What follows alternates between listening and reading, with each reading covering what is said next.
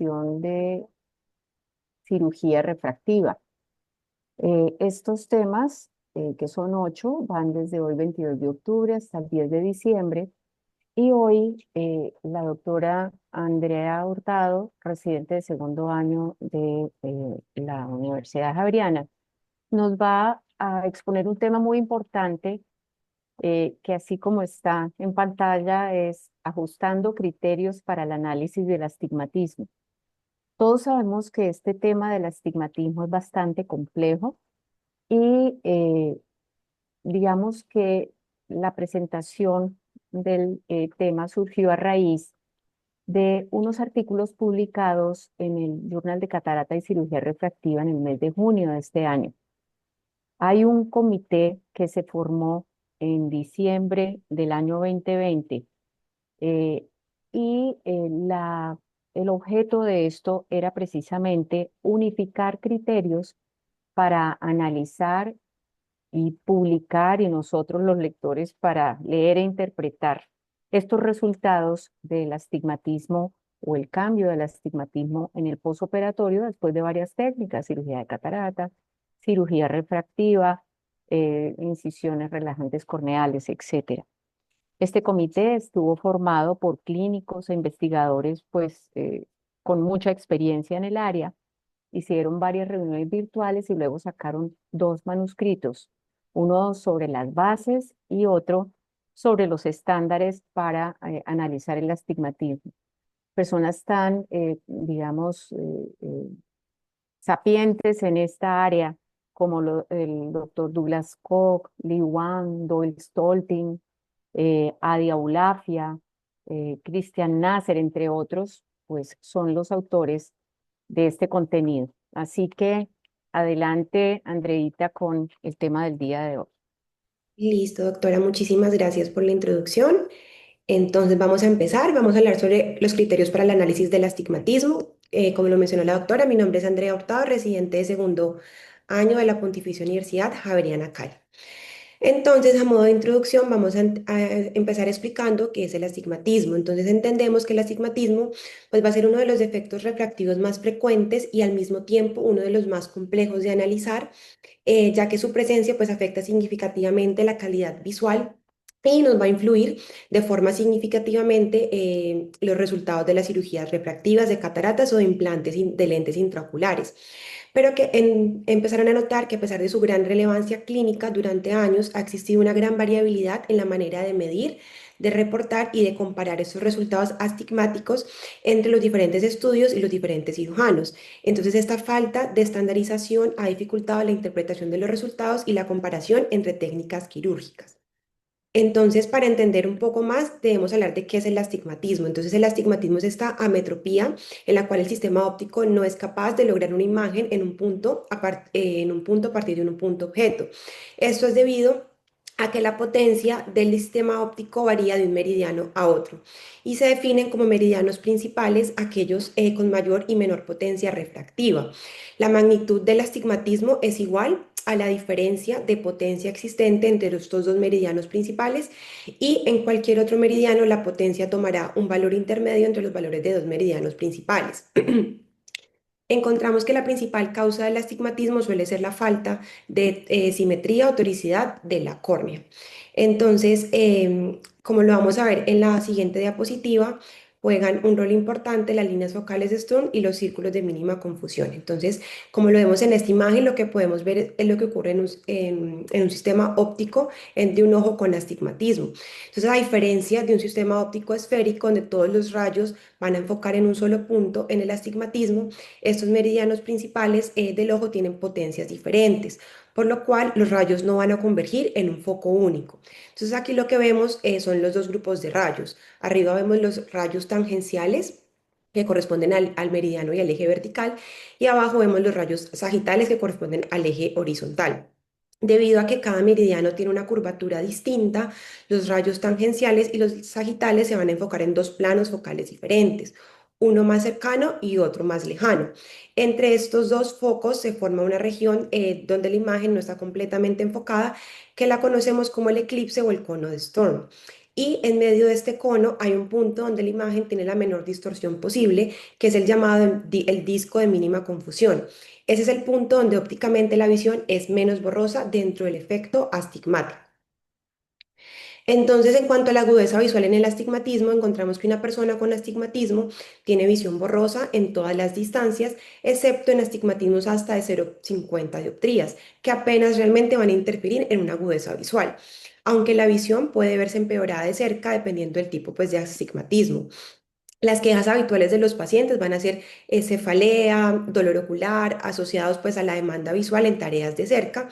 Y en la figura de la diapositiva del lado izquierdo, lo que podemos ver es un optotipo en diferentes magnitudes en la fila superior y en la fila inferior en diferentes orientaciones del eje del astigmatismo. Entonces, la acomodación en un ojo astigmático no afecta el intervalo de Strom, sino que la desplaza hacia adelante, manteniendo constante la distancia entre las dos líneas focales. Ya en cuanto, para hablar pues, de la clasificación del astigmatismo, esa es una clasificación del astigmatismo que hace referencia a la posición relativa de ambos meridianos principales. Entonces, primero encontramos la clasificación según la regularidad, encontramos el astigmatismo regular, que realmente este es el más habitual, el que más encontramos, es donde los dos meridianos principales están perpendiculares entre sí. Después encontramos el astigmatismo irregular, donde estos dos meridianos no son perpendiculares y esto significa pues que existen valores importantes de aberraciones irregulares. También encontramos la importancia y la contribución de los componentes oculares, como lo vamos a ver posterior, la importancia de mantener una superficie ocular de forma adecuada y debido a las características de la córnea es fácil caracterizar pues tanto la superficie anterior como la posterior, pero pues esto no ocurre con el cristalino pues ya por su localización pues interna. Entonces vamos a ver la contribución de cada uno de estos elementos. Entonces respecto a la contribución de la córnea anterior, encontramos que el astigmatismo es el astigmatismo más común, es producido por esta toricidad de la córnea anterior y pues la córnea anterior es la que está en contacto con la superficie película aire lágrima, en la superficie anterior de la córnea es la que más afecta el astigmatismo refractivo. Después encontramos la córnea posterior, entonces encontrábamos que la córnea posterior, encontrar la medida exacta, es realmente difícil clínicamente de medir, dado que esta superficie contribuye a la potencia del ojo en un solo el 10% del total aproximado. Entrando ya al cristalino, encontramos que el astigmatismo que se produce por la toricidad de la superficie, sobre todo por la posterior, eh, pues, por ser pues, la mayor potencia o inclinación de su eje óptico respecto al eje visual. Realmente la contribución del cristalino en el astigmatismo total es pequeña y es en dirección opuesta al astigmatismo corneal, por lo que tienden a compensarse parcialmente.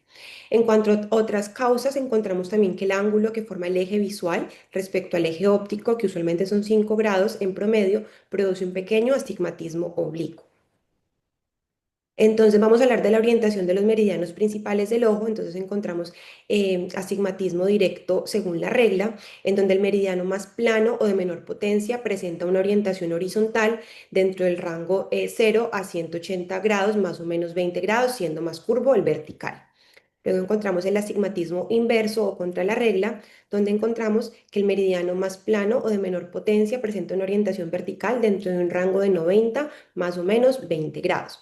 Y por último encontramos el astigmatismo oblicuo, donde cuando pues, realmente no corresponde a ninguno de los anteriores y el meridiano más plano de menor potencia presenta una orientación oblicua dentro del rango de 20 a 70 grados o entre 110 y 160 grados. Entonces, en cuanto al tipo de astigmatismo según el error refractivo, encontramos que el astigmatismo también se puede clasificar en términos en relación a la posición de los dos focales respecto a la retina. Entonces, como lo vemos en la imagen de la diapositiva de la derecha, en un segundo acá. Entonces, como lo vemos en la imagen de la derecha, encontramos los tipos de astigmatismo. Entonces, hablando de los astigmatismos simples, únicamente uno de los dos meridianos principales es amétrope y hay de dos tipos. Astigmatismo simple miópico y astigmatismo simple hipermetrópico. En el astigmatismo simple miópico, un meridiano principal, como se ve en la imagen, focaliza sobre la retina y la otra línea se localiza por delante de esta. En cuanto al astigmatismo hipermetrópico simple, un meridiano se focaliza sobre la retina y la otra se localiza por detrás de esta. Ya para hablar de los astigmatismos compuestos, encontramos que los dos meridianos presentan el mismo tipo de ametropía. Entonces está el astigmatismo miópico compuesto, donde ambas líneas focales se encuentran por delante de la retina, y el astigmatismo hipermetrópico compuesto, donde ambas líneas focales se localizan por detrás de la retina. Y ya para terminar la clasificación encontramos el astigmatismo mixto, donde ambos meridianos, que es la imagen del medio, tienen una metropía distinta, de distinto tipo, ya que una línea focal se forma delante de la retina y la otra por detrás. Entonces, luego de haber repasado esos conceptos básicos del astigmatismo, vamos a empezar a hablar de los nuevos estándares publicados en el 2025, los cuales nos van a buscar unificar cómo medimos y analizamos los astigmatismos. Entonces, voy a traerles primero la carta al editor. Vamos a hablar un poco del doctor Douglas Koch, que es profesor de oftalmología del Baylor College of Medicina de Houston, Texas, y como lo mencionaba la doctora previamente, es una de las figuras más reconocidas en la cirugía de catarata y refractiva, especialmente pues por todo su trabajo y todo su enfoque en el análisis vectorial del astigmatismo y el desarrollo de lentes intraoculares tóricas. Entonces, respecto a esta carta al editor, entonces él mencionaba pues que el análisis del astigmatismo es un tema pues bastante complejo y que analizar los resultados astigmáticos requieren de dos elementos. Primero mencionaba de hacer un análisis escalar o no vectorial, ya que la magnitud del astigmatismo refractivo predice una función visual. Y después mencionaba hacer un análisis vectorial, que al reconocer que el astigmatismo es bivariado, es decir, que tiene magnitud y ángulo, es necesario para calcular este cambio astigmático. Por otro lado, encontramos que desde 1849 Stokes fue el primero realmente en reconocer un principio fundamental para el análisis vectorial del astigmatismo, porque lo que mencionaba es que se debían duplicar los ángulos para crear valores vectoriales que permitían enfocar de forma analíticamente correcta. Entonces, pues realmente algunos métodos no han sido válidos porque no se adhieren a estos principios, lo que resulta en análisis engañosos que no contribuyen pues a un avance científico.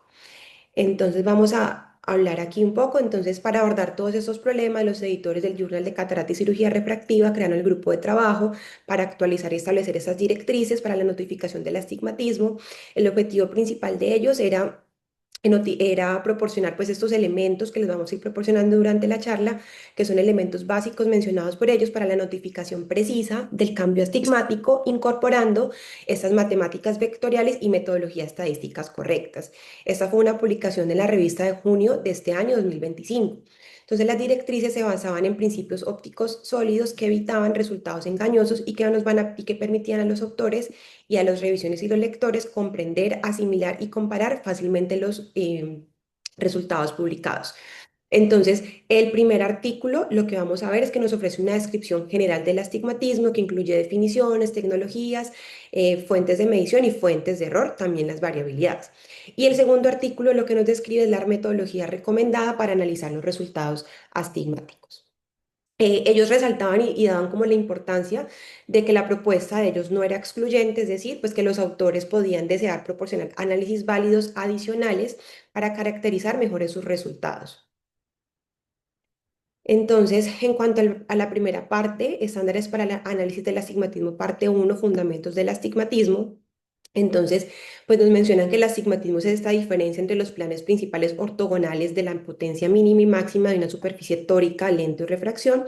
Mencionaban que el astigmatismo corneal es una afección pues bastante común y los estudios mencionaban que más del 60% de las personas tienen aproximadamente más de 0,50 dioptrías de astigmatismo.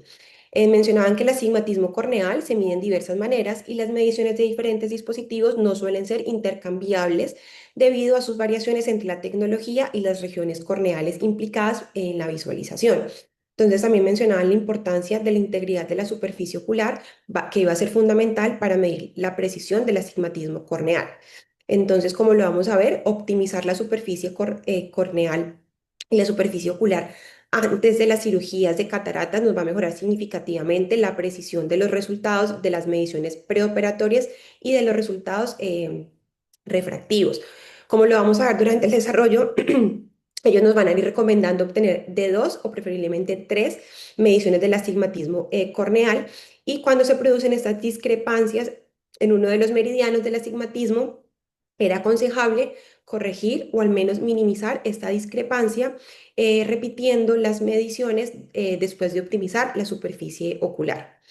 Entonces, la inclinación del lente también puede inducir un astigmatismo refractivo visualmente significativo, y lo que decían es que idealmente debería tenerse en cuenta en la planificación pues, de lentes intraoculares tóricas.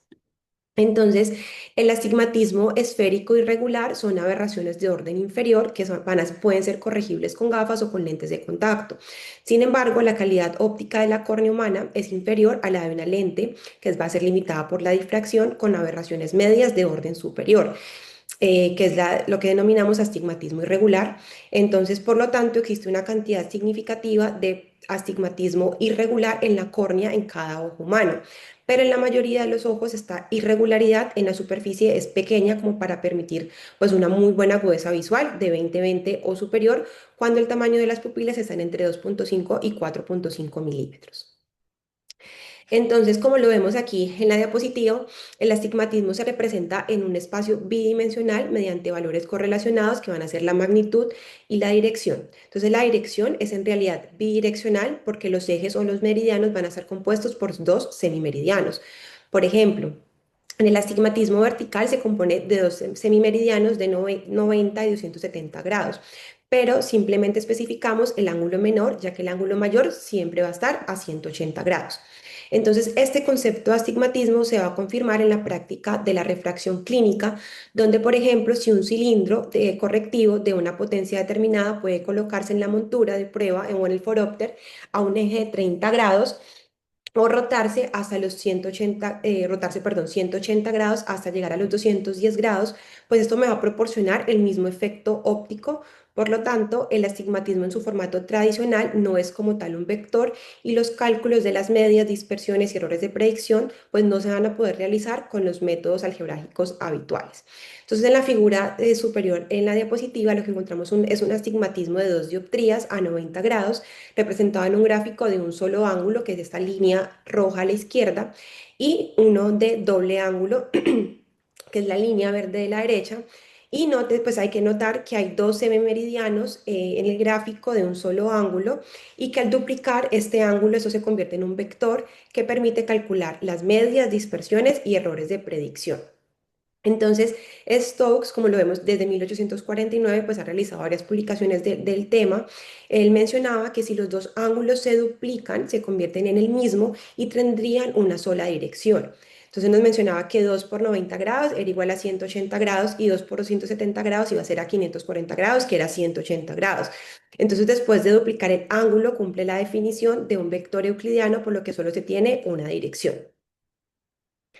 Entonces, en cuanto al astigmatismo y las fuentes de medición, encontramos que el astigmatismo M en dioptrías a lo largo del meridiano Q se simboliza por el símbolo M, pues arroba Q, que significa la magnitud de M en el eje Q. En los artículos de Koch, el arroba se usa como una notación matemática abreviada que significa evaluado en o en el punto. Entonces, en cuanto a la dirección del astigmatismo, es refractivo, que está dada por el eje perpendicular del plano máxima potencia. El astigmatismo M en el eje, que es Q más 90, se simboliza como M evaluado en Q más 90. En cuanto al astigmatismo refractivo, se obtiene pues mediante la refracción subjetiva o la autorrefracción, y las mediciones corneales. Las mediciones corneales identifican los radios de curvatura y los meridianos a lo largo de los dos meridianos principales ortogonales.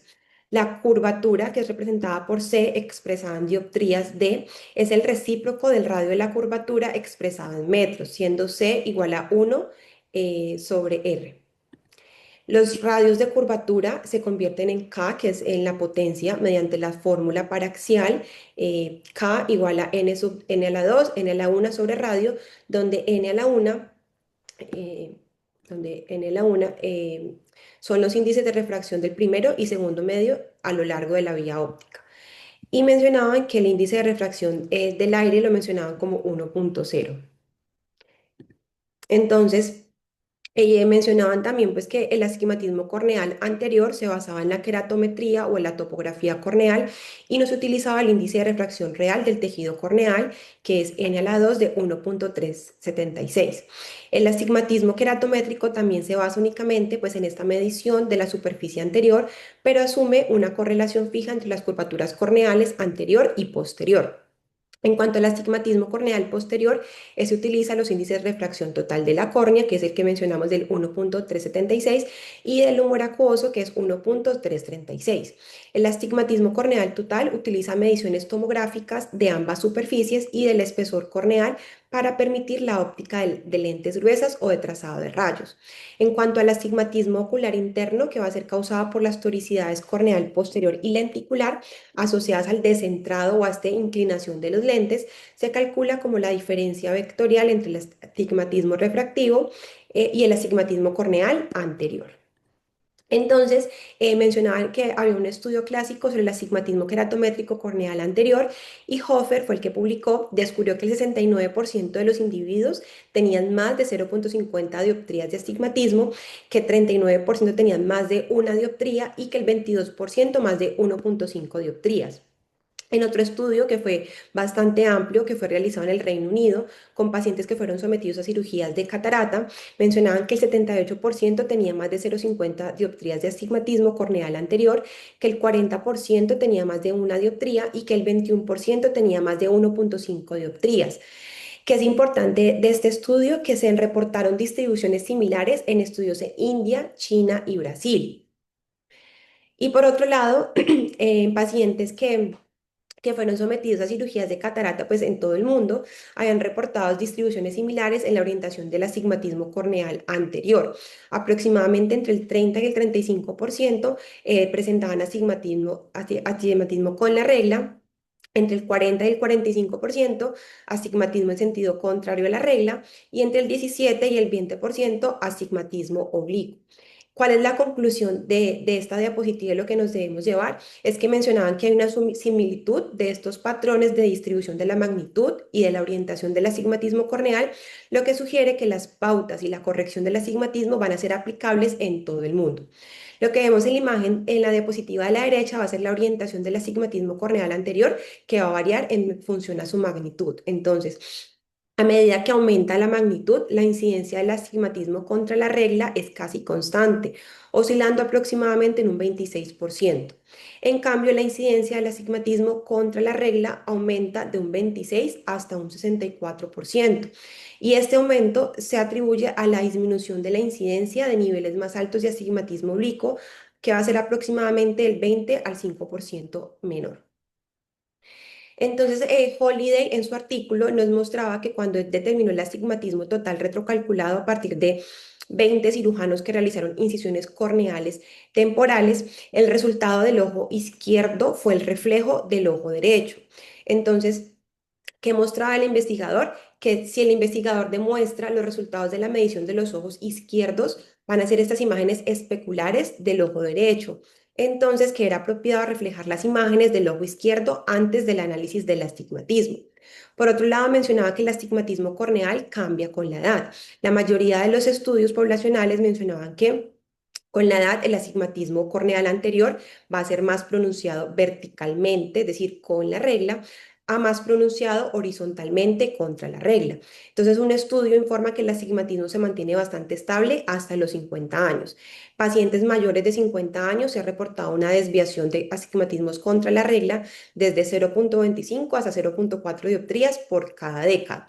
Por el contrario, hay otros estudios que reportaron cambios modestos en el astigmatismo corneal posterior con el envejecimiento, con más de un 90% de las córneas con inclinación vertical entre los 20 y los 29 años, disminuyendo aproximadamente un 10% entre los 70 y 79 años.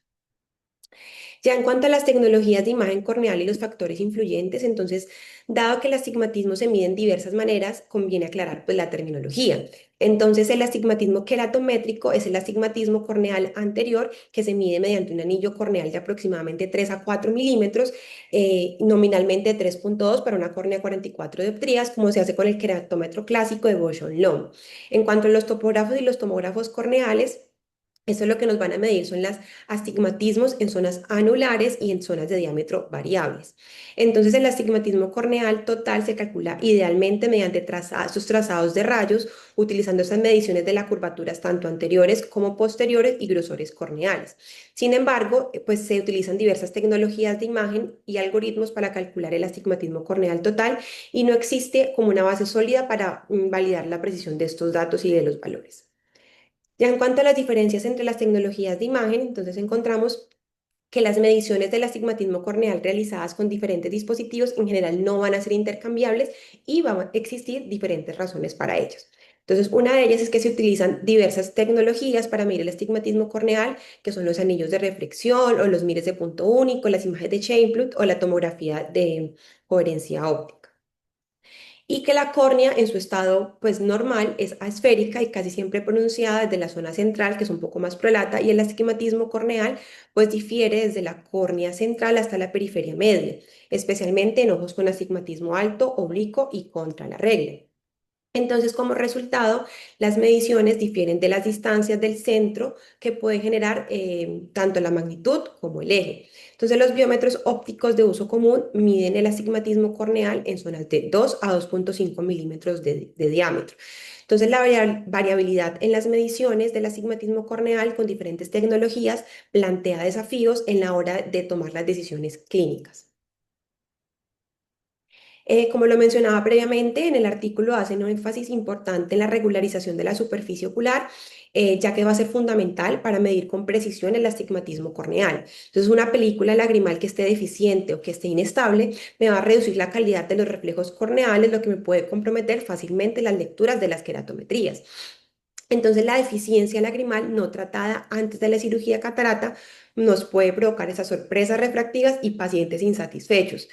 Entonces, lo que ellos mencionaban es que encontraron un estudio en donde demostraban que este manejo previo de la superficie ocular en estos pacientes con ojo seco antes de la cirugía de catarata modificaba la magnitud y el meridiano del astigmatismo en 76%, en 75-76% de los ojos, eh, lo que finalmente afectaba el tratamiento del astigmatismo en 68% de los ojos.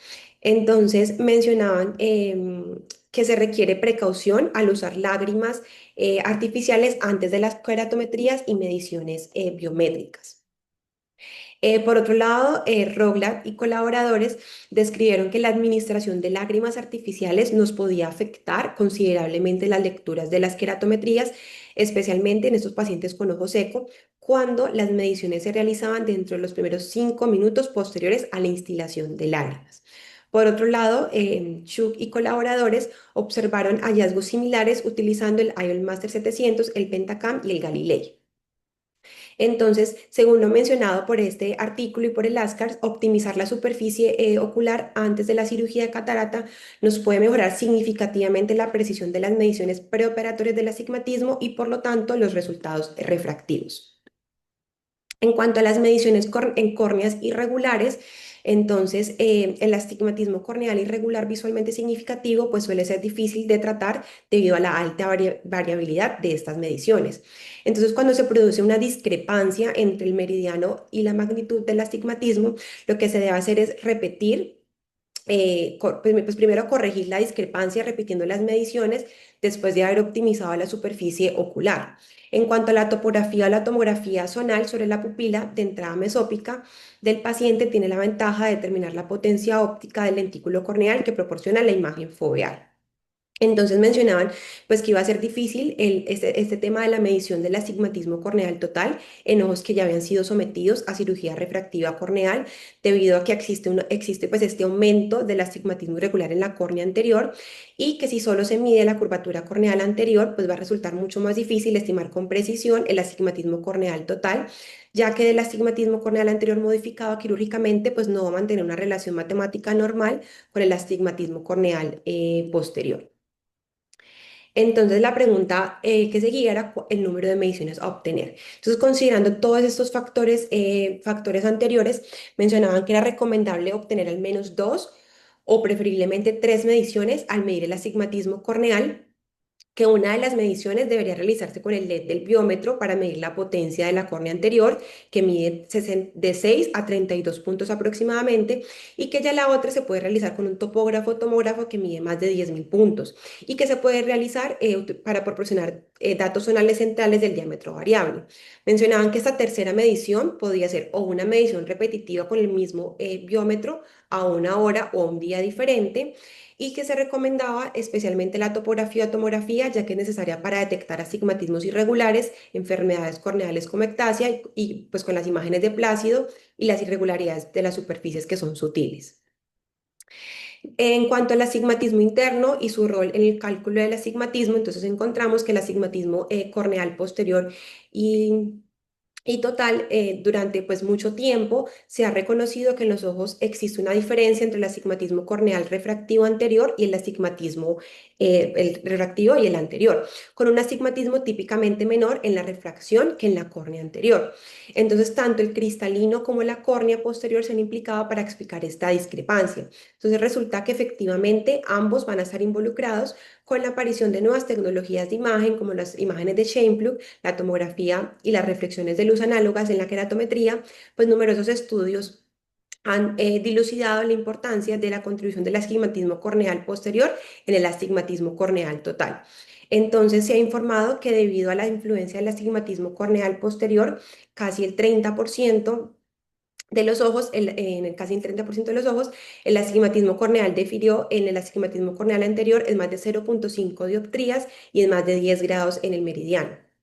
Entonces también se observó un aumento correspondiente al astigmatismo corneal posterior en ojos con cantidades crecientes de astigmatismo contra la regla anterior. En cuanto a la inclinación del lente, entonces se ha demostrado que la inclinación del lente, ya sea el cristalino o de la lente intraocular, nos va a inducir un astigmatismo refractivo significativo. Entonces, el eje visual es nominalmente a 5 grados, como lo veíamos previamente, con respecto al ojo óptico, y esto es lo que le denominamos el ángulo alfa, y se debe a este desplazamiento temporal de la fobia. Esto induce a una inclinación de aproximadamente 5 grados de la córnea y el cristalino o el lente intraocular alrededor del eje vertical con el borde nasal o al borde pues temporal. Esta inclinación me induce un astigmatismo refractivo contra la regla, pero curiosamente llamaba la atención que este astigmatismo con la regla normal en la córnea me va a compensar el astigmatismo contra la regla debido a la inclinación de la córnea y del cristalino. De modo que mencionaban que el 4% de los ojos no presentaba ningún tipo de astigmatismo medible y que entre el 20 y el 30% presentan menos de 0,5 dioptrías de astigmatismo. Entonces, en la figura de arriba lo que vemos es la inclinación del cristalino mostrada con el dispositivo A-Star 900 y en la imagen de la derecha vemos la correlación de la magnitud de la inclinación entre los cristalinos preoperatorios y los líos posoperatorios con un coeficiente de correlación de un R de 0,7 con una P de 0,01 en un estudio de 65 ojos. En cuanto al astigmatismo refractivo, encontramos que se debe a una evaluación tanto subjetiva como objetiva pues, del paciente y que la precisión de la refracción manifiesta va a estar limitada por esos incrementos de 0,25 dioptrías de las lentes esféricas y cilíndricas. Entonces, para las mediciones de la esfera, los estudios habían demostrado que dos desviaciones estándar de la reproducibilidad pueden ser hasta más de 0,50 dioptrías. También se había reportado una alta reproducibilidad en la medición del cilindro manifiesto en pacientes miopes examinados en una clínica pues refractiva. Entonces, y en cuanto a los factores influyentes, como lo vemos aquí en la diapositiva, pues van a haber múltiples circunstancias como la alteración de la superficie ocular, el estado de la acomodación, la fatiga, la iluminación ambiental, trastornos sistémicos como la diabetes, la uremia, medicamentos como las sulfonilureas tópicas y orales. Se ha demostrado también que la ciclopegia afecta el eje del astigmatismo, probablemente debido a esta inclinación del cristalino sobre este eje horizontal y la contribución de la córnea periférica medida.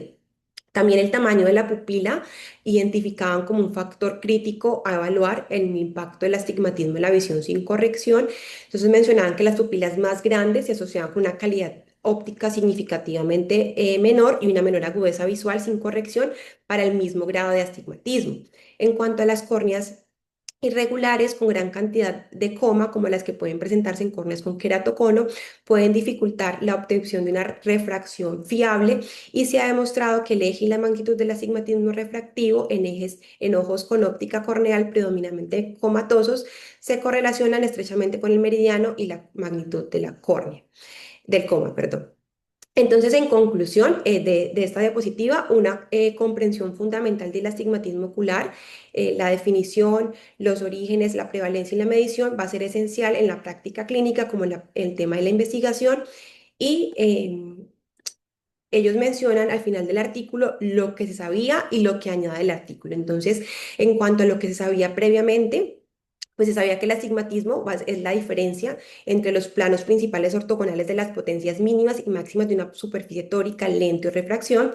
Se sabía que el astigmatismo corneal es una afección común con más del 60% en personas con más de 0,5 dioptrías de astigmatismo, que con el aumento de las cirugías refractivas de lentes, tanto relacionadas con cataratas como electivas, predecir la precisión del astigmatismo refractivo residual va a ser más importante pues que nunca, y que si bien pues varios métodos desarrollados en las últimas décadas para medir el astigmatismo pues son útiles, la falta de un consenso sobre la terminología y el enfoque dificultaba las comparaciones efectivas.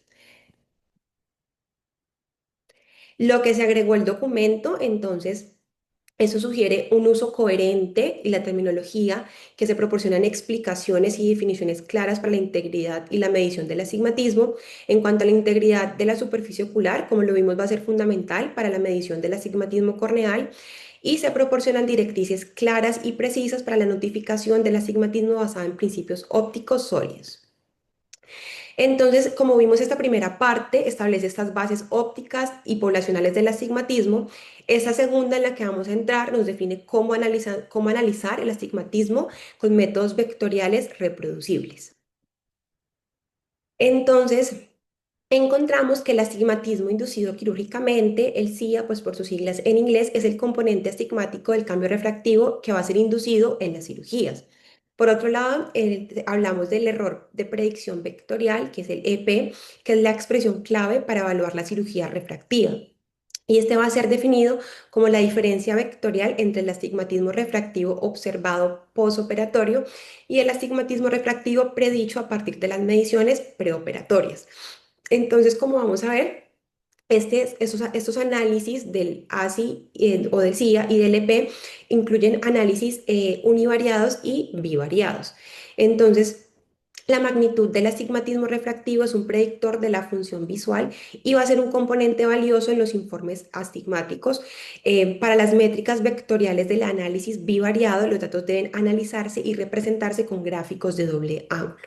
Por otro lado, los cálculos vectoriales pueden realizarse independientemente o en relación con un meridiano del eje de referencia. Entonces, los gráficos y los análisis estadísticos del análisis del astigmatismo se pueden obtener fácilmente con las funciones del resumen del software estadístico. El que ellos mencionan es el Wishcott Holiday Hancock, utilizando el software que mencionaban que era gratuito, que es el R-Project de Statistical, y o el software de Aeternist, que también está disponible pues en línea.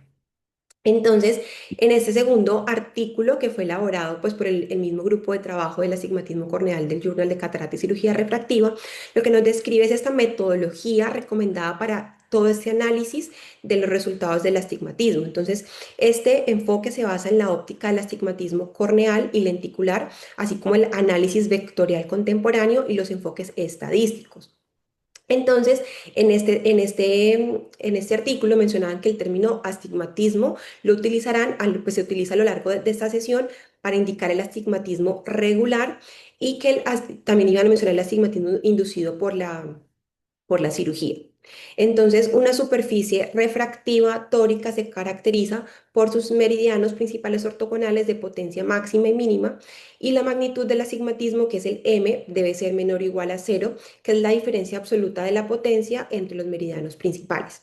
Como vimos previamente, la dirección del astigmatismo Q se define como el meridiano de mayor potencia positiva o de menor potencia pues negativa, y que el astigmatismo M a lo largo del meridiano Q se simboliza como en la diapositiva M arroba pues Q.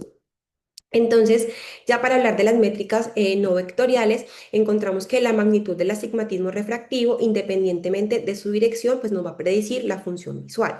Entonces, por lo tanto, comparar estas magnitudes y posoperatorio del astigmatismo nos va a hacer en múltiples conjuntos de datos independientes dependientes o independientes de la dirección astigmática.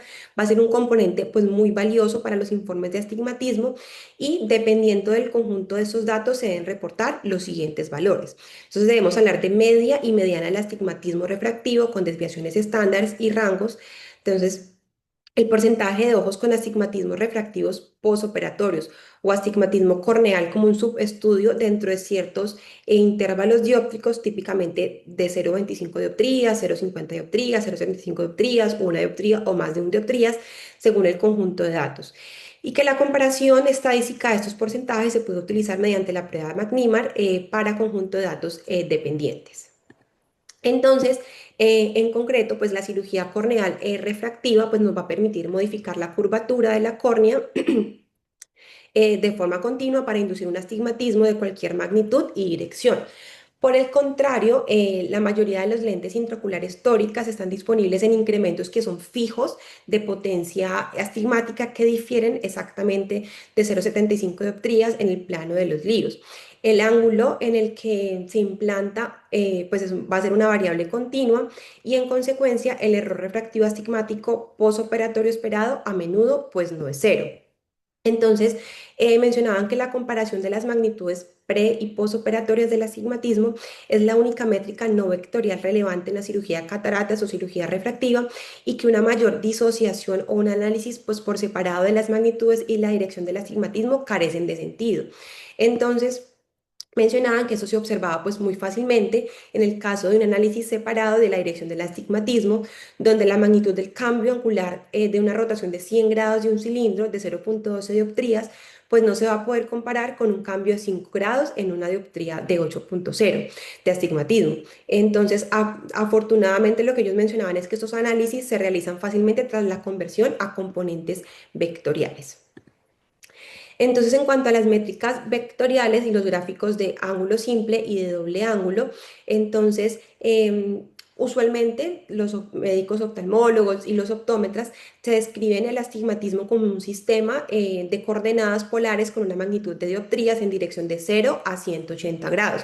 Entonces, descrito de esta manera, el astigmatismo pues no va a ser un vector, aunque sí tiene una magnitud. El eje meridiano tiene pues dos direcciones. Cuando decimos que el eje es a 30 grados, nos referimos al eje de 30 a 210 grados en los semimeridianos y utilizamos el valor más bajo con notación abreviada. Dado que un eje tiene dos ángulos, pues no se considera un vector euclidiano y un vector euclidiano debe tener una y solo una pues dirección. Dado que el astigmatismo, pues como lo hemos visto, no es un vector en el álgebra vectorial, no puede utilizarse para sumar directamente cilindros cruzados u oblicuamente. Entonces, como lo vamos a ver aquí, Stokes desde 1849 pues ha reconocido el problema y lo ha estudiado en diversos papers. Entonces, él realizó inicialmente una presentación a la Asociación Británica para el Avance de la Ciencia, en el que utilizó estos análisis vectoriales, en el cual graficó todos los ángulos con los astigmatismos pues duplicados. Entonces, ¿qué mencionaba él? Que en el eje de 30 a 10 grados, los ángulos duplicados se convertían de 60 a 420 grados y los dos ángulos se convertían en el mismo ángulo, quiere decir de 420 grados es lo mismo que 60 grados. En cuanto al vector astigmático de doble ángulo, satisface pues todos los requisitos para un vector euclidiano. Entonces, mencionaba que por lo tanto al realizar un análisis preciso se debe generar un gráfico de doble ángulo en el que el eje del astigmático se duplique antes de que el ángulo del astigmático se trace en coordenadas rectangulares. ¿Y esto cómo se logra? Se logra pues convirtiendo primero la prescripción de gafas en coordenadas polares, que es el m/q, a rectangulares, que es el x y y.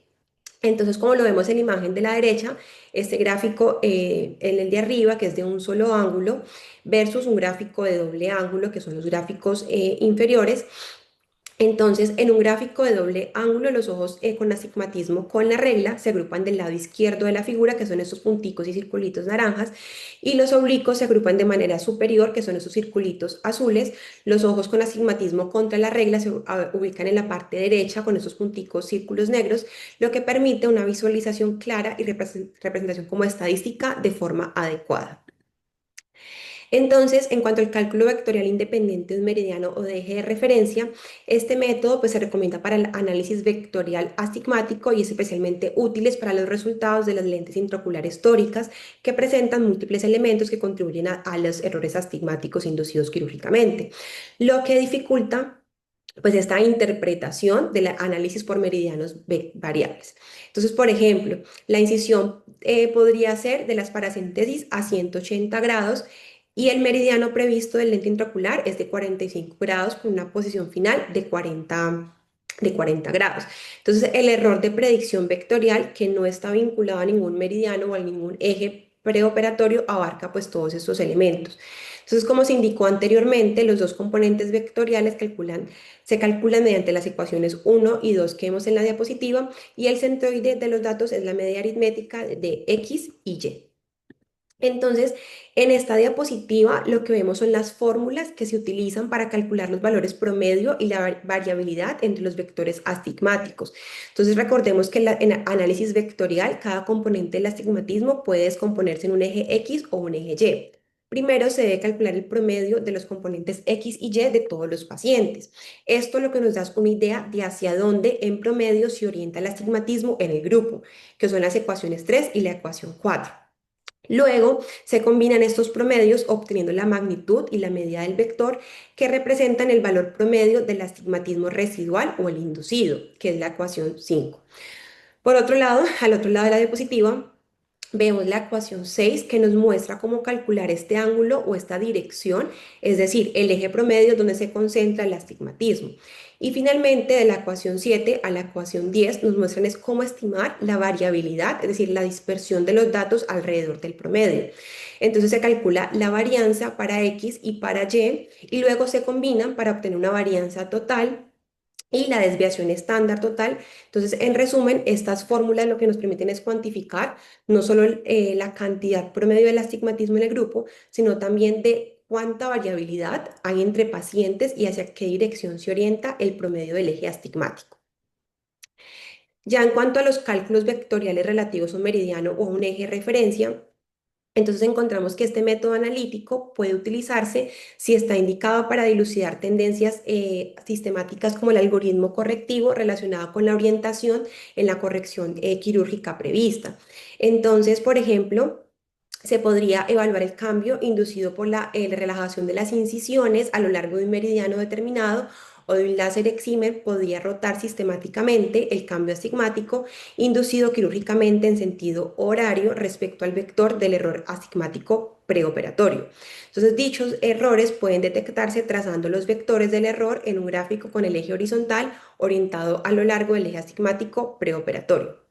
Entonces, en el astigmatismo M/Q se caracteriza completamente un nuevo sistema de coordenadas rotado por los valores polares meridionales y torsionales con unidades de dioptrías del valor polar promedio de X a lo largo de un plano quirúrgico que lo mencionan como F, que mencionaban que es la diferencia entre las potencias meridionales a lo largo de los planos y mencionaban que la fórmula es F más 90. En cuanto al análisis del astigmatismo inducido por la cirugía, es como se analiza como un único meridiano de referencia. Entonces, por ejemplo, si un cirujano que utiliza sistemáticamente una incisión corneal principal de FACO a 90 grados podría llegar a analizar las potencias corneales, meridionales y torsionales en relación con la incisión principal, con las fórmulas que vemos en la diapositiva de la X y de la Y. Y cabe pues, destacar que esto es solo un análisis parcial, como se mencionó pues, anteriormente, debido a que hay otras incisiones y hay otros factores de los líos que contribuyen al astigmatismo inducido pues, por cirugía.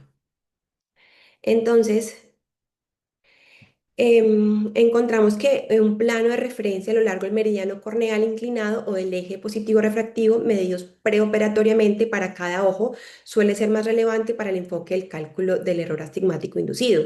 Entonces, en esta dirección varía para cada ojo y F sería el valor preoperatorio para Q. Entonces mencionaban que todos los cambios astigmáticos se refieren a la potencia máxima medida preoperatoria en el meridiano para la córnea o del eje positivo para la refracción.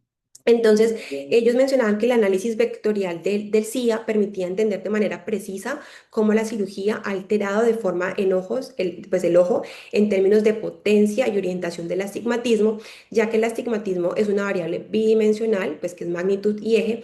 Para esto se utilizan los componentes vectoriales, como lo hemos visto, el X y Y, que se van a calcular a partir de esta magnitud, que es el M, y el eje que va a ser Q del astigmatismo pre y posoperatorio mediante las fórmulas previamente pues mencionadas. ¿Cuál va a ser la importancia del análisis del CIA? Que nos ayudan a determinar si la cirugía refractiva fue, si la cirugía pues fue efectiva, si hubo rotación o cambio en la dirección del astigmatismo, y nos va a facilitar las comparaciones entre los diferentes procedimientos y las diferentes técnicas. Entonces, para la magnitud astigmática preoperatoria M y un astigmatismo posoperatorio del objeto cero, las potencias meridional y torsional inducidas quirúrgicamente deben ser exactamente menores a M para eliminar M y cero para evitar la rotación del eje respectivamente. Para la potencia meridional, una reducción de potencia o una sobrecorrección se indica con un valor negativo, mientras que con un aumento de potencia o una infracorrección se indica un valor positivo. Por otro lado, para la potencia torsional, con un valor positivo, indica una rotación del meridiano del cilindro en sentido antihorario y un valor negativo en sentido horario. Entonces, el especialista puede elegir cualquier meridiano de referencia pues, para poder hacer los cálculos. Entonces, en las cirugías corneales incisionales, por ejemplo, las incisiones relajantes, los meridianos de referencia variables a lo largo de los meridianos corneales inclinados preoperatoriamente para incisiones corneales en meridianos, generalmente de 0 a 90 grados para incisiones estándar.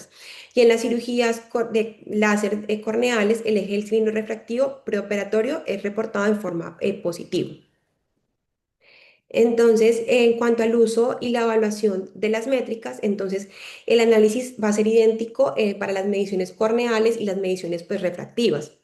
Entonces, el especialista debe medir el astigmatismo preoperatorio y posoperatorio y pues lo debe comparar con lo posoperatorio previsto, pues que eran los cálculos que había hecho previos al procedimiento. Entonces, en cuanto al error de predicción vectorial, mencionaban pues que es la expresión clave para evaluar el cambio estigmático inducido quirúrgicamente y pues se va a ver como la diferencia vectorial entre el astigmatismo observado posoperatorio y el astigmatismo refractivo previsto pues a partir de esas mediciones que hemos realizado preoperatorio. En caso de las líos tóricas, el astigmatismo refractivo previsto debe calcularse a partir de las mediciones preoperatorias, es decir, longitud axial, potencia corneal y potencia de la lío, para reflejar los resultados reales y la información disponible para el especialista. Entonces, en cuanto al error de predicción vectorial para el astigmatismo refractivo, es igual al astigmatismo refractivo posoperatorio menos el astigmatismo refractivo predicho. Entonces, la magnitud media del valor del error predictivo representa la precisión del método utilizado, dado que se considera pues el centroide, que es la velocidad y la dispersión de los datos, debe utilizarse como el resultado principal en estos métodos. Eh, Otra cosa pues que mencionaban es que Holiday demostró que los datos de los resultados de astigmatismo no suelen tener una distribución normal. Aunque se podrían comparar, la normalidad, existen métodos estadísticos contemporáneos que pueden utilizarse independientemente si los datos tienen una distribución normal. Por lo tanto, recomendaban utilizar estadísticas robustas, no paramétricas, que pues describen durante el artículo. Entonces mencionaba la importancia de los valores absolutos de las medias y la dispersión.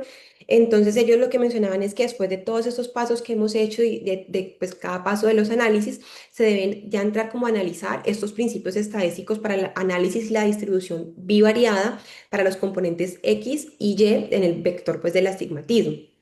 Entonces, como lo vemos en la imagen en la figura de la derecha, se forma como un polígono convexo donde se ha propuesto al menos dos metodologías diferentes para analizar el conjunto de datos no gaussianos y estos enfoques lo que hacen es que permiten producir resultados ligeramente distintos, pero ambos utilizan los principios descritos por Holiday, que para determinar la normalidad utilizan métodos estadísticos adecuados y para la conjunción de datos no gaussianos. Entonces, el método descrito por Holiday es el análisis medida de una media no paramétrica de la profundidad de un punto en una prueba de datos que no depende de la distribución, si la distribución es gaussiana o no. Entonces, el límite de confianza es del 95% para distribuciones no gaussianas en un método no paramétrico para encontrar los puntos, más las agrupaciones sin hacer suposiciones sobre el tipo de distribución ni el número de los lados del polígono convexo necesario. Entonces ellos lo que hacían es que eliminaban, pues se eliminan todos los puntos que forman los ángulos internos menores a 180 grados, dejando el polígono convexo que va a obtener el 95% de los puntos más cercanos al centro. Entonces en la figura lo que vemos son esos elipses con un 95% de confianza, que son estas líneas azules, y los polígonos convexos con un 95% de confianza, que son estos puntos o líneas verdes en la diapositiva.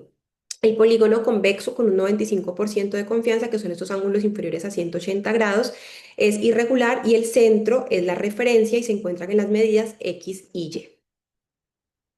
Ya para hablar de los software y las herramientas en líneas, entonces como lo mencionamos al inicio, los software estadísticos, el de Wilson, Holiday, Hancock con R y los gráficos de doble ángulo con polígono convexo, descritos pues anteriormente, y los análisis estadísticos como Leiternis son los que ellos mencionan para desarrollar. Entonces, con base en el conjunto de datos, se selecciona la función apropiada, que es lo que vemos en la figura 3, y en la tabla de la derecha generan los gráficos de doble ángulo con polígonos convexos, y los resultados y la comparación estadística se guardarán en la misma carpeta del archivo en conjunto de datos. Entonces aquí, pues básicamente para mencionar que el Wilson Holiday Hancock es un conjunto de funciones estadísticas disponibles con el software R que permiten calcular, analizar resultados astigmáticos, incluyendo gráficos de doble ángulo y estadísticas no paramétricas. Por otro lado, el Eiternis es otro software disponible que está también en línea, que también nos facilita como esa generación de gráficos y análisis estadísticos para datos astigmáticos, incluyendo cálculos que simplifiquen los procesos y aseguran resultados reproducibles y que van a ser precisos. Bueno, ya para ir finalizando, entonces encontramos que nos hablan del cálculo del tamaño de la muestra. Entonces, el cálculo de la muestra para la significación estadística van a determinarla mediante la variable del resultado principal, que suele ser la magnitud medida por el vector del error predictivo. Entonces, para las pruebas de intervalo mediante las pruebas de McNemar, si se calcula el tamaño de la muestra para diferencias porcentuales más de 2,5% en intervalos de 0,25 a 2 dioptrías, se utilizan los datos de Holiday, que se necesitan aproximadamente 250 a 400 cálculos para demostrar que sea estadísticamente significativo, es decir, una P mayor a 0,01. Por otro lado, mencionaban que hay un ajuste para comparaciones pues, múltiples en las mismas variables dependientes. Entonces, los variables de P pues, deben ajustarse para reducir el riesgo de un error tipo 1 o un resultado falso positivo cuando se realizan comparaciones múltiples, como de lo del centroide, la desviación total, intervalos del P utilizando pues, la corrección de Hall. Ya para ir concluyendo, entonces encontramos que el análisis del error astigmático inducido son análisis univariados, son análisis bivariados y que para métricas escalares, es decir, las no vectoriales, con medidas cero, los valores deben reportarse, incluyen la desviación estándar, la desviación absoluta, media e intervalos, y para las métricas escalares con medidas distintas a cero, los valores que deben reportarse incluyen la media, mediana y error absoluto medio. Em, para las métricas vectoriales, los datos que deben analizarse y mostrarse con gráficos de doble ángulo y que los cálculos vectoriales se deben realizar independientemente de meridiano o de eje de referencia o en relación con el meridiano de referencia. Que debemos utilizar pues, los software que mencioné previamente. Entonces, ¿cuáles son pues realmente los puntos claves de esta segunda entrega que nos ofrece? Entonces, los puntos destacados son un análisis combinado de métricas escalares y vectoriales. ¿Qué quiere decir esto? Que este artículo enfatiza en la necesidad de reportar tanto resultados univariados como la desviación estándar y los intervalos y las medias como los resultados bivariados que son mediante los gráficos de los dobles ángulos y los cálculos vectoriales para una comprensión un poco más completa del astigmatismo inducido o corregido. También ver la importancia de estos métodos estadísticos apropiados. Entonces, pues como lo dijimos durante el desarrollo de la charla, pues ver cuando los datos no sean robustos, sigan una distribución normal, incluyendo métodos como la corrección de Hom para múltiples comparaciones y los análisis estadísticos como el software R y las herramientas específicas. Entonces, en cuanto al el uso de herramientas específicas para el cálculo de visualización, entonces es importante tenerlas en cuenta, ver que se encuentran en línea y como lo mencionaban, pues eran de acceso gratuito. En cuanto a la evaluación del error vectorial y la predicción, entonces es importante destacar el vector del error que predice la diferencia entre la medición postoperatoria y el valor previsto, siendo esto clave para la eficacia de las intervenciones. En cuanto a la visualización mediante doble ángulo, utilización de estas gráficas de doble ángulo, lo que nos permite es como interpretar intuitivamente los resultados, agrupando tendencias hacia un lado o hacia el otro, el eje principal pues, del astigmatismo. Entonces, como en resumen de esta parte, la contribución principal era ofrecer estas metodologías y recomendaciones para mejorar la precisión, consistencia y comprensión en los resultados en los estudios del astigmatismo.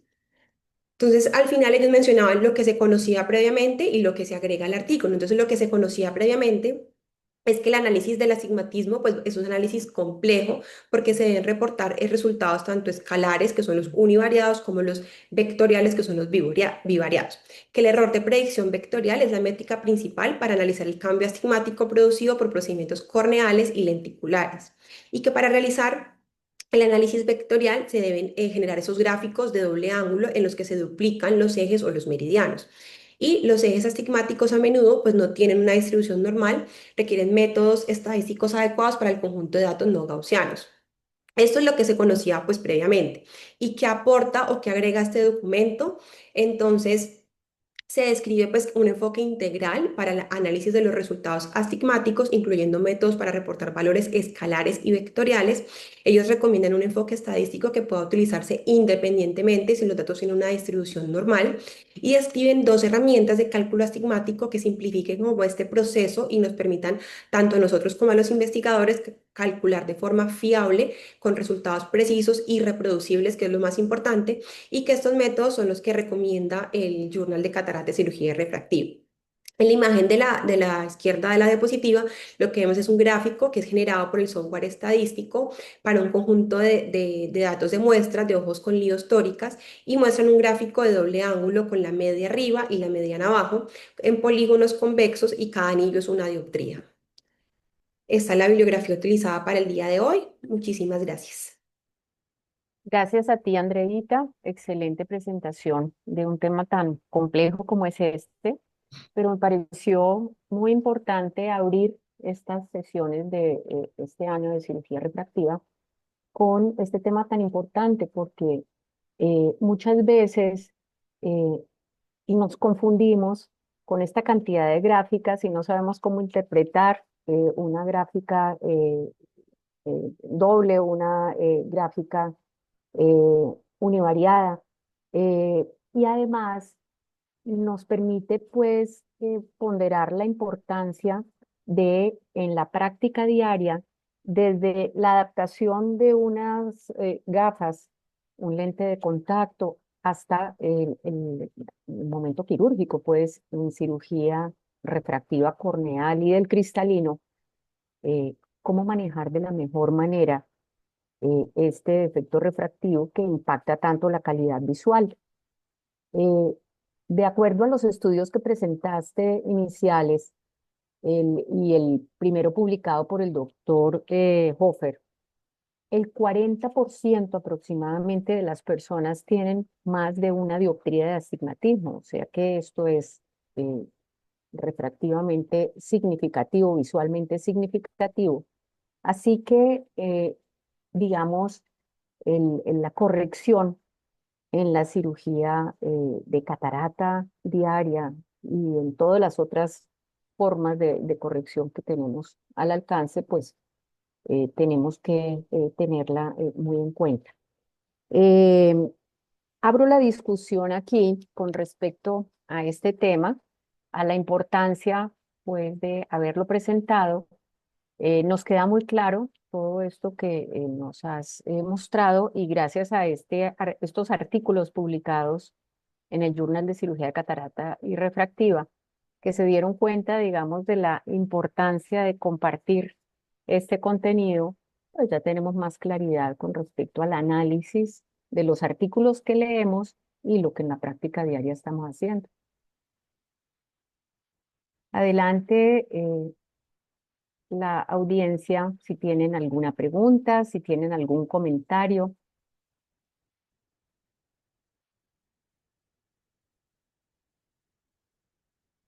Bueno, creo que todos quedaron o quedamos anonadados con toda esta información. Solamente pues compartir algo de el inicio de los lentes intraoculares tóricos, porque es que la cirugía refractiva corneal pues siempre ha tenido en cuenta el manejo del astigmatismo y en la cirugía refractiva del cristalino, solamente a partir de la década de los 90 tuvimos la oportunidad de empezar a manejarlo. Como ustedes recuerdan, en el año 92 se lanzó, digamos, el primer lente intraocular tórico. Eso fue en Japón, Shimizu. Y no fue sino después del año 2000, más o menos en el año 2005, en Estados Unidos, el laboratorio Alcon pues lanzó los primeros lentes Acrisoft tóricos que se han popularizado prácticamente más después del año 2013.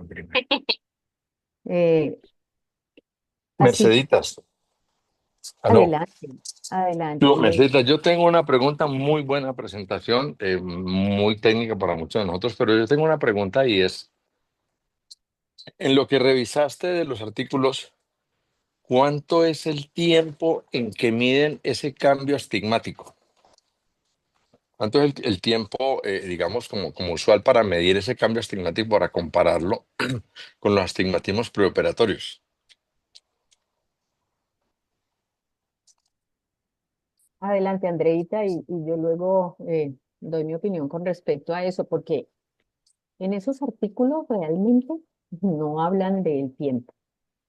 Los revisé absolutamente de cabo a rabo y no dicen, pero es una pregunta muy importante la que está haciendo Diego.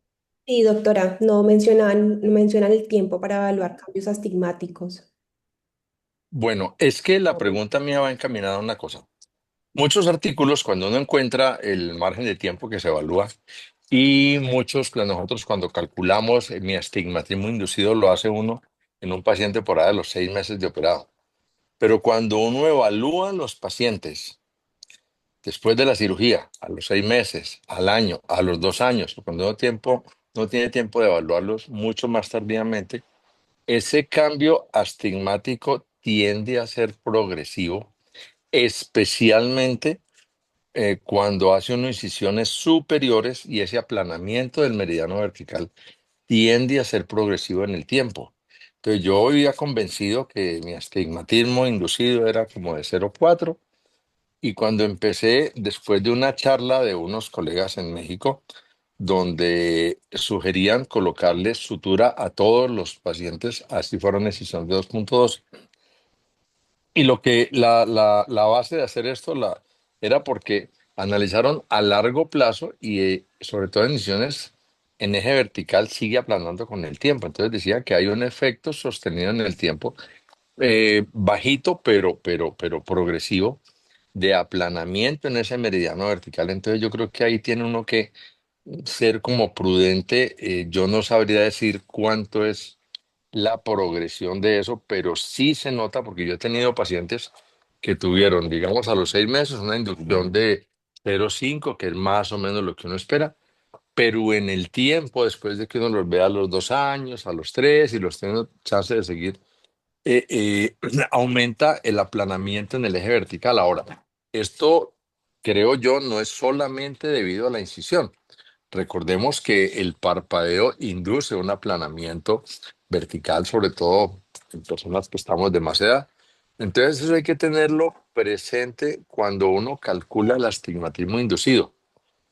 Y con las incisiones que se hacen en mediano horizontal, no sé cómo cambia la cosa, pero lo que digo es que en las incisiones verticales, cuando yo tengo por ejemplo, que me queda una incisión un poquito más corta, que me queda la incisión un poquito más ancha o más corneal. Yo tiendo a hacer las incisiones en más limbares. Normalmente suturo pensando en esto porque yo llegué a revisar algunos pacientes míos y la verdad es que me cambiaron astigmatismos a los 2, 3 años de 0,50 hasta 1,75 en los pacientes que revisé. De tal manera que dejo esa inquietud, no sé qué experiencia tengan los colegas y me gustaría que compartiéramos todas esas experiencias. Bueno, muy buena tu pregunta porque aquí sí se abre pues un tema de discusión.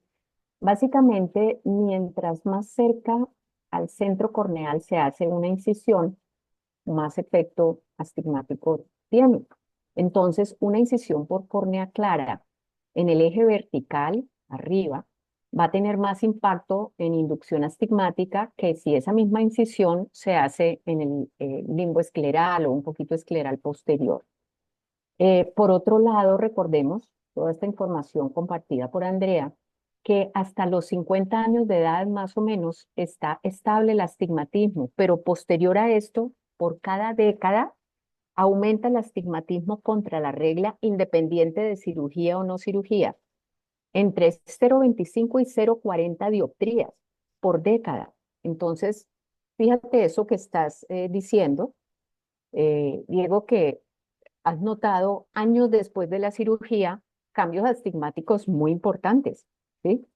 Y obviamente el hecho de la incisión, donde se haga y demás, pues tiene efecto, pero también hay que tener en cuenta estos cambios normales. Por otro lado, eh, ¿cuándo se debe medir eh, el resultado quirúrgico eh, pues puntual? Yo diría que más o menos entre las 4 y las 6 semanas del posoperatorio, en donde ya ha cedido el edema de las incisiones, ya ha ocurrido la contracción del saco capsular y se ha colocado el lente en su posición efectiva, definitiva. Entonces, medir el resultado de una cirugía se debe hacer en ese momento porque lo que se haga en el seguimiento posterior, pues obviamente puede obedecer a los cambios, digamos, naturalmente inducidos por esto de lo que hablabas, la fuerza del parpadeo vertical que siempre va a inducir con el tiempo el astigmatismo involutivo contra la regla. Sí, Eh, Merceditas, pero fíjate que este astigmatismo involutivo está medido en periodos de tiempo largos, muy largos. Yo te estoy hablando de periodos mucho más cortos en los que ve uno que puede aumentar ese astigmatismo y te estoy hablando de pacientes de alrededor de 3, 4 años, no de décadas. Entonces, yo creo que sí hay, digo, aparte del involutivo que es esperable, eh, algo secundario al Procedimiento resultado en sí. de, Ujú. claro, al resultado de aplanamiento que genera la incisión. Y efectivamente, y yo creo que esto es bueno que los, en este caso, los residentes tengan las opiniones. Esa es una de las causas por las que a mí me gusta hacer incisión en limbo. Me gusta que sangre un poquito. Además, que Posterior, me quedo sí. más tranquilo con el cierre. En algún congreso, yo creo que, no sé si lo viste, donde evaluaban incisiones en córnea clara y había un porcentaje pequeño que después de la hidratación, pues quedan herméticas, pero una vez se reabsorbe la hidratación, un porcentaje pequeño de incisiones en córnea clara pueden seguir fugando por Correcto. unas horas. No es nada grave, pues, y es una práctica muy común. Y es realmente, se ve muy bonita la cirugía al otro día sin una hemorragia ni nada, pero cada decisión quirúrgica que hagamos con nuestros pacientes tiene unas consecuencias en diferentes tipos y en diferentes formas de evaluarlo. De tal manera que yo sí creo que nosotros deberíamos tratar, a pesar de la dificultad de todas estas estadísticas, como de adoptar o de tener data de nosotros mismos para saber cómo estamos induciendo astigmatismo para tomar decisiones con nuestros pacientes. Correcto. Eso que acabas de decir es muy importante. Las incisiones más posteriores, en limbo escleral son más anastigmáticas, ¿sí? Que las incisiones en córnea clara, definitivamente, y eso sí se ha comprobado. Otra cosa es que hay muchos otros factores fuera de la incisión y los cambios con el tiempo, como son el tilt del cristalino o del lente intraocular. Andreita nos presentaba que hay un tilt natural del cristalino que es un poquito más anterior nasal y más posterior temporal y que eso induce un astigmatismo contra la regla, ¿sí? Pero que como está compensado por el normalmente frecuente pues astigmatismo corneal con la regla, se compensa. Sin embargo, después de cirugía, ese tilt puede incrementarse, ¿sí? Obviamente el volumen del cristalino comparado con el volumen del lente o alguna laxitud sonular, etcétera, puede hacer que ese tilt no sea los 5 grados normales, sino más. Entonces, fíjate que aparecen con el conocimiento de tantas cosas y nuevos métodos para diagnóstico, posibilidades de esas inducciones de astigmatismo que, de acuerdo, hay veces que uno dice, bueno, ¿y esto de dónde salió? Si el lente está en el back, si no se ha rotado el eje del lente tórico, ¿por qué razón este paciente tiene este astigmatismo? Entonces hay muchas otras eh, cosas que podemos o que estaremos descubriendo más adelante, como ahora lo del tilt, que entre otras en los calculadores eh, ya se toma en cuenta. Por ejemplo, Panacea, David Flicker, toma en cuenta el tilt y lo incluye dentro del cálculo de los lentes tóricos. Así que, bueno, Merceditas, con entonces, respecto a la inclinación, el sí, doctor Jorge Asís está haciendo un trabajo muy interesante en los pacientes prequirúrgicos de catarata, comparando la inclinación, o sea, midiendo la la pre y la inclinación post, en un paciente normal y después de cirugía. eso es Y es con un trabajo con el i3, grande ¿cierto? con el i3, sí. Con el i3. Sí, es Por muy ahí nos ha hecho interesante. algunos comentarios y le llaman la atención porque eso hace parte de las sorpresas refractivas. Claro, Uno está claro que sí. midiendo astigmatismo corneal siempre y lo que estás diciendo es totalmente cierto. O sea, la inclinación del lente natural que puede presentarse en pacientes sin cirugía puede inducir también astigmatismo. De Bueno, acuerdo. Andreita, muy bien y muchas gracias. Bueno, ¿algún otro comentario por parte de la audiencia? Sí, no, yo quería comentar lo siguiente, sobre todo los residentes que están ahorita en su formación y que de pronto, digamos, en el hospital no tenemos la oportunidad de poner lentes tóricos. Eh, Desde allá, pues que ellos ya vayan mirando, haciendo las queratometrías, por lo menos, que que es un examen que es fácil y contamos con él. No contamos pues con el topógrafo y pues pedir una topografía pues es más demorado. Entonces lo que yo les recomiendo es que comiencen a medirse su astigmatismo. Yo comencé así, comencé desde residente midiendo los astigmatismos con queratómetro. Luego pues cuando tuve la oportunidad estoy hablando del astigmatismo inducido. Y ya cuando tuve oportunidad de poder trabajar más con un topógrafo al lado, inicialmente de superficie, luego con el Orbiscan, que me permitía ver también curvaturas posteriores. Comencé a medir mi astigmatismo inducido y iba haciendo, pues, anotándolo, digámoslo, en un cuadernito, una tablita de Excel, eh, y así fui aprendiendo mucho sobre cómo se iba comportando mis pacientes después de una cirugía, incluso cuando hacíamos las extracapsulares de incisiones grandes también. Entonces, que midan las queratometrías antes de la cirugía y posterior, ¿no? En el hospital pues tienen la oportunidad de hacerle seguimiento a sus propios pacientes. Ya hay programas que uno puede, ya listo, donde uno va poniendo sus datos y él ya le va sacando la media o el promedio para uno poder saber el astigmatismo que uno está dejando. Yo también hago incisión posterior, limbar, un poquito más posterior, siempre pensando en eso. Y hago las incisiones a 0 y a 180 para inducir menos menos impacto en el astigmatismo final. ¿Qué otra cosa iba a decir? Básicamente era eso. Ah, bueno, medirse también la incisión. Yo, por ejemplo, pensaba que siempre ponía en los calculadores que hacía la incisión a 110, 120, y comencé a medirme realmente, inicialmente con el medidor de Méndez, y me di cuenta que yo realmente hacía mis incisiones a 135 grados. Y entonces ahí comencé a cambiar. Y con la llegada del barium, pues ya lo he constatado más, ¿no? Con respecto al trabajo del doctor, así me parece muy, muy, muy interesante ese trabajo, porque en alguna vez en una de las charlas del doctor Flicker, él eh, ya en su programa de Panacea lo tiene incluido, ¿sí?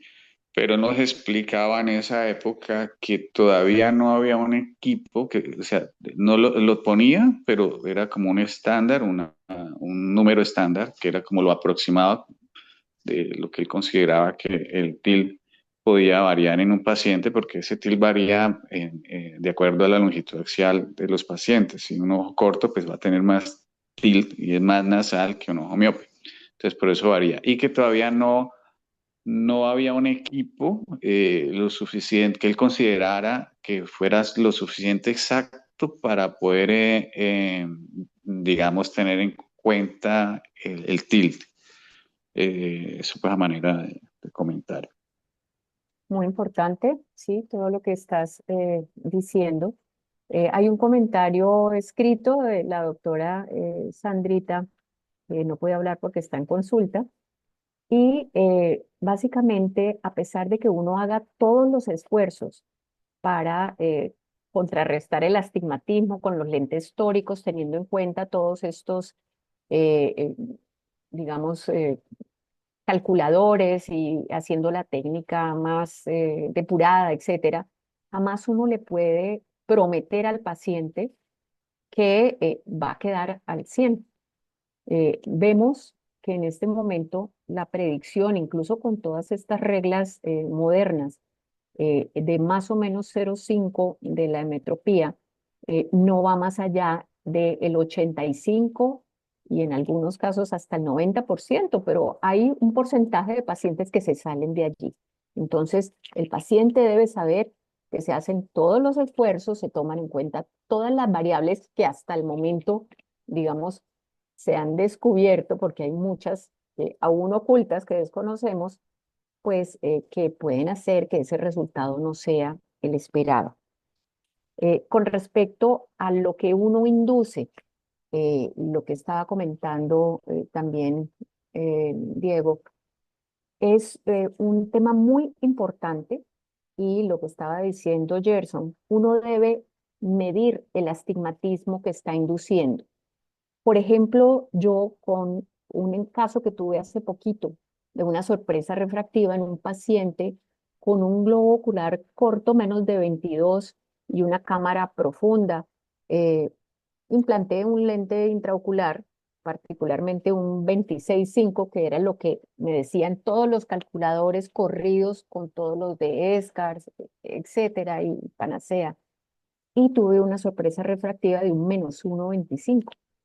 Entonces, lo que me di cuenta, haciendo pues el análisis de precisamente esto porque había ocurrido, me di cuenta analizando en el topógrafo Galilei G6, precisamente con la biometría hecha aquí y comparando el antes y el después, que mi CIA, o sea, lo que yo induzco haciendo una incisión a 90 grados en limbo posterior escleral, no es 0,16 como yo pensaba. Yo trabajaba con ese centroide y lo que yo estoy induciendo, según este análisis, es de 0,4. Entonces, fíjense lo importante de uno medirse, como decía Gerson. Medirse, no asumir, sino ir, revisar en el resultado postoperatorio, ¿sí? Compararlo con el preoperatorio, porque cada paciente que uno opere es una enseñanza, es un aprendizaje que se puede pues aplicar para el éxito de todo lo que venga después de la cirugía de los demás pacientes. Así que Bueno, estas son algunas cosas que podemos compartirles. Sin algún comentario adicional, tenemos todavía 5 minuticos. Sí, cuando uno opera muchas veces tiene que ampliar la incisión, ¿no? Entonces uno hace la incisión, opera por 2,2 y resulta que le toca poner un lente, bueno, toca un cuplex, o que hay que abrir un poquito más. Entonces, ahí unos también, Bueno, eso ahí está. también hay que tener. Pero fíjate que Exacto, mis medidas, las mías, son con 2.2 sin ampliar, sin ampliarse. sin ampliar. Sí. Y con cartucho, pues es poco lo que uno pueda ampliar cuando uno mete el lente, etcétera. Eh, Así que es válido, claro, mientras más amplia la incisión, mayor efecto astigmático tiene. Pero sí hay muchas cosas que están en juego que uno puede identificar lo conocido, pero pues hay muchas otras variables como el tilt, que para nosotros antes era pues un misterio, ahora es algo que influye y quién sabe qué otra cantidad de cosas más que vamos a conocer. Bueno, gracias Andreita por esta maravillosa presentación del tema. Los invitamos la próxima semana para presentar el tema de monovisión, principios y aplicación en cirugía refractiva corneal, a cargo del doctor David Lara, residente de la Universidad del Valle. Muchas Gracias, gracias doctor. por su atención y nos vemos la próxima semana. Listo, doctora, muchísimas gracias, que esté muy bien. Hasta luego.